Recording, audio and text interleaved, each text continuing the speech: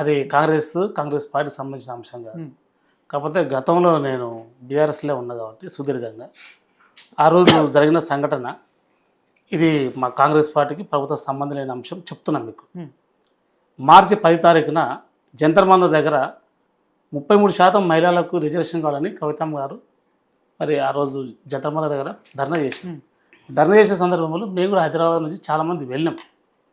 వెళ్ళిన తర్వాత అప్పటికే వారికి నోటీసులు వచ్చినాయి, అటెండ్ కావాలి అని చెప్పేసి నోటీస్ వచ్చినాయి. ఈడీకి వెళ్ళి నోటీస్ వచ్చిన సందర్భంలో మరి ఈ అంశం మీద అక్కడ ధర్నా చేయడం జరిగింది. చేసిన తర్వాత 10వ తారీఖు అయింది. సాయంత్రం 6-7 గంటలకు కేసీఆర్ గారి ఇంటికి వచ్చినాం. వచ్చిన తర్వాత మరి ఈడీ వాళ్ళు పిలుస్తున్నారు అనే ఉద్దేశం మీద 12వ తారీఖు హాజరు కావాలని చెప్పారు. 12వ తారీఖు హాజరైంది, కవితమ్మ గారు హాజరయ్యారు.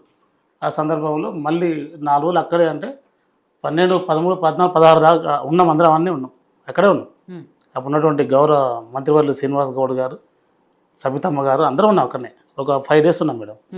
ఆ సందర్భంలో హరీష్ రావు గారు, కేటీఆర్ గారు కార్లు ఎక్కి ఎక్కడ వెళ్ళి మాట్లాడి వస్తున్నారు. పోయేటప్పుడు సీరియస్ అవుతుండ్రు, వచ్చేటప్పుడు జనం నవ్వుకుంటూ వస్తుంది. ఇక మేము కార్యకర్తలకు మాకేం తెలుస్తుంది, కాకపోతే ఏందో జరుగుతుంది అని మేము చాలా టెన్షన్ పడ్డ పరిస్థితి. ఈరోజు సీఎం రమేష్ గారు చెప్తుంటే ఇప్పుడు గుర్తొస్తుంది. ఏమని, అహో వీళ్ళు పోయి మాట్లాడి వచ్చేది ఆయనతోనేనా అనేది గుర్తొచ్చి చెప్తున్నా. ఆ రోజు ఏ తారీఖు, 16వ తారీఖు. 10వ తారీఖు ఏమో జంతర్ మంతర్ దగ్గర ప్రోగ్రామ్ అయింది. 12వ తారీఖు అటెండ్ కావాలి నోటీసులు వచ్చినాయి. ఇంకా 14వ తారీఖు ఆ రోజు మరి అటెండ్ అయ్యింది. మిగతా 16వ తారీఖు ఈ వారం నడుస్తూనే ఉంది. కాబట్టి వారి మధ్యన ఏం జరిగింది అనేది ఆ 4 రోజుల మధ్యన వాళ్ళకే తెలుసు. దీన్ని మేము అనొద్దు పార్టీ పరంగా అనొద్దు. కాకపోతే ఆ రోజు వీళ్ళ హడావిడి మాత్రం, ఉరుకులాట మాత్రం జరిగింది. అది ఇదేనా అనిపిస్తుంది. కాబట్టి మరి ఆ సీసీ కెమెరాలు ఉన్నాయా, ఫుటేజ్ ఉన్నాయా, మరి వారు చూసుకున్నటువంటి పరిస్థితి ఉంటుంది. అది కూడా ఒకసారి బయట పెడితే కూడా బాగుంటుంది. ప్రజాస్వామ్యవాదులుగా అందరం కూడా దాన్ని కూడా ఎరిగే పరిస్థితి ఉంటాయని మేము అనుకుంటున్నాం మేడం. అదొక అంశం. కాబట్టి ఏదేమైనప్పటికీ ఇందాక ముఖ్యమంత్రి గారు దీనిలో ఉన్న మాట అన్నారు, అంటే ఆయన ప్రజాస్వామ్య అంటే పద్ధతిలో ఒక వ్యవస్థ మీద మాట్లాడాడు. అంతేగాని వీళ్ళు చేయలేదని అనలే కదా. వీళ్ళు గత ప్రభుత్వం చేయలేదని, దానికి మేము చింతిస్తున్నామని, లేదా మేము తప్పుడు కేసు పెట్టినామని అయితే అనలే కదా. కాబట్టి దానికి నేను ఇంత పేరు మర్చిపోయినా, భుజంగరావు గారని మా కూకట్పల్లి నేను అప్పుడు ఉన్నప్పుడు ఏసీపీగా పనిచేసిన ఆయన. తర్వాత డిఎస్పీగా భువనగిరిలో పనిచేసింది. ముఖ్యంగా నయం దాంట్లో కీలక పాత్ర వహించిన ఆయన కూడా జైల్లో ఉన్నాడు. తిరుపతి అన్న జైల్లో ఉన్నాడు. సిఐ గారు, ప్రగతి గారు, ఆయన డిఎస్పీ క్యాడర్ వాళ్ళు ఉన్నారు. ఒకవేళ లేకపోతే వాళ్ళు ఉండరు కదా మేడం. చట్టం తన పని తాను చేసిపోతుంది. రేపు కూడా మా ప్రభుత్వం మేము చేస్తే కూడా రేపు కూడా మేము కూడా చట్టంగా లోపల ఉండాల్సిన పరిస్థితి ఉంటుంది. దీనికి ఎవరు చుట్టాలేం గారు, ఎవరు దీనికి ఏమి సుపుత్రులు కాదు. కాబట్టి ఏదైతే ఉందో ఆరోపణ చేసేటప్పుడు దానికి అనుకూలంగా ఉండాలన్నది మేము కోరుతున్నాం.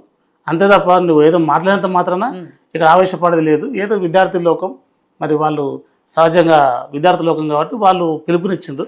తర్వాత పెద్దలు చెప్పడం వల్ల ఆగిపోయింది. ఎందుకంటే ఆయన ఎంత అన్నా కూడా శాసనసభ్యుడే, ఎమ్మెల్యే కాబట్టి ఆ పదవిని గౌరవించాలి. కానీ వ్యక్తిగతంగా అయితే ఇక ఆయన మాకు తెలుసు, ఒక 10 ఏళ్ళకెళ్ళి తెలుసు కాబట్టి, అంటే 2009 తెలుసు నాకు కాబట్టి ఆ వ్యక్తిత్వం వేరు.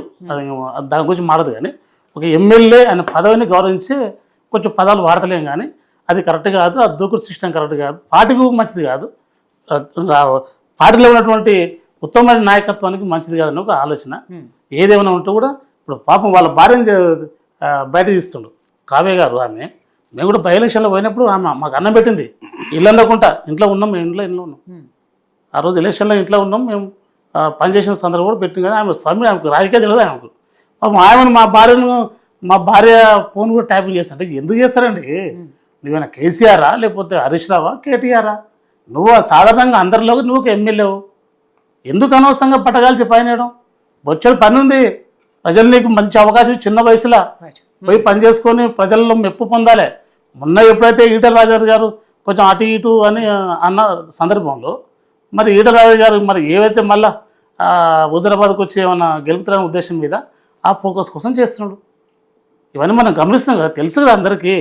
ఆయన ఏంటి ఫోకస్ కానికే, రెండవది ఆయనను అందరూ గుర్తుపట్టనికే, మూడోది ఏంటి సీఎం అంటే నేను మునగానైతా అని ఒక ధోరణితో మారుతుంది. కానీ ఏముండే ఎక్కడున్నాయి అట్లా పోయేటోడేనా?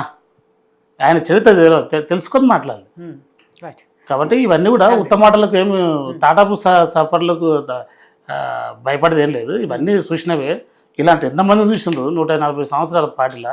ఒక బచ్చలాగా మాట్లాడితే కాదు, ఒక శాసనసభ్యులాగా మాట్లాడు, ఓట్లు వేపించుకుని ఒక నేతగా లెక్కలాగా మాట్లాడు, ఒక పద్ధతిగా మాట్లాడు. లేకపోతే నీకు ప్రజాక్షేత్రంలోనే మా ఎన్ఎస్ఏ పోరగాలు, యూత్ కాంగ్రెస్ పోరగాలు నీ నియోజకవర్గంలో చెప్తాను. రైట్.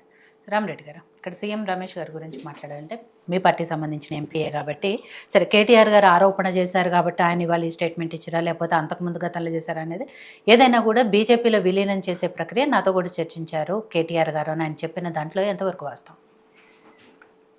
సీఎం రమేష్ గారు చెప్పారు కవిత మీద కేసు విత్డ్రా చేసుకుంటే బీజేపీలో బీఆర్ఎస్ విలీనం అన్నారని చెప్పారు.